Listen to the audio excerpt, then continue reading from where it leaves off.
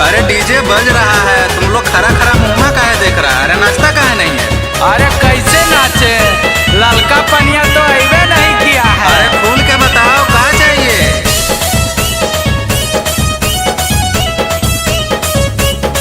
छोड़ी हमनी के देखी देखी खूब हंसो है, नाचे आबो है नहीं के करो टोन कसो है। छोड़ी हमनी के देखी देखी खूब हंसो है, नाचे आबो है नहीं के करो टोन कसो है। सब करल धरल बेमिजाज लागो है, बेमिजाज लागो है।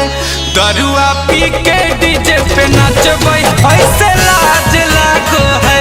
दरुआ पी के डीजे पे नाचबै ऐसे लाज लागो है। अरे डीजे वाले भाई को भी तो पैक दो, तब तो मिजाज में बजाएगा।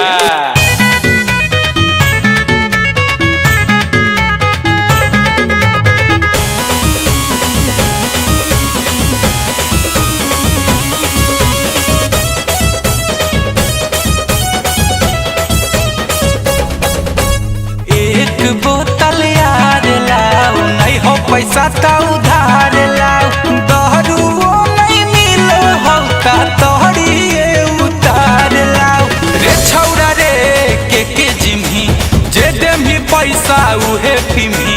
नसवा में सभे रंगबाज लागो है, रंगबाज लागो है।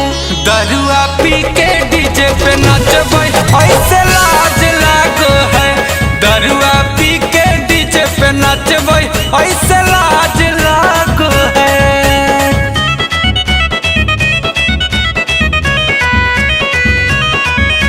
अरे इतना में की हो तो ओला ओला। अरे इ त कंठे में रह गलो भाई बा। ए मारबो दुमुका की नाच के गिर जाई में, पैसा तोर बापा दे तो रे। अरे कितना दारू चाहिए यारा, आगे लड़ा बात। बोतल तो आया है बड़े बड़े, पिएंगे साला हम खड़े खड़े। झरेगा तो फिर आएगा, मिलता है दारू घरे घरे। डीजे के भोलम जब बढ़ो है रे, दरुआ के नशा अभी चढ़ो है रे। अमन गुंजन के बादल आवाज लागो है रे, आवाज लागो है। दरुआ पी के डीजे पे नचबै ऐसे लाज